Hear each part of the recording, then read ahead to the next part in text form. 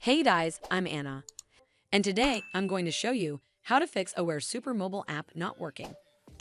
So first of all, you need to make sure you're running the latest version of the app. Open up App Store on your device, and then tap on this search icon in the bottom right corner. Then search for the Aware Super app, and if you see this update button right next to the app name, simply tap on it to make sure you're running the latest version of the app. But if you still encounter this issue, then you need to clear App Cache.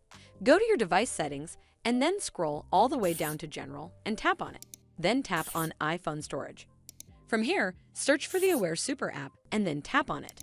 Once you're on this screen, you need to tap on Offload App. Tap again to confirm.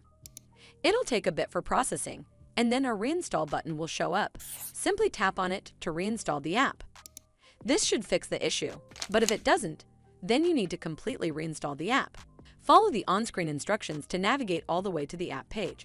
Once you're on this screen, tap on Delete App to uninstall the app from your device. Once uninstalled, you need to open up App Store and then search for the Aware Super app right over here in the search bar, and then click on this Get button to install it back on your device. Hopefully, this will fix the issue.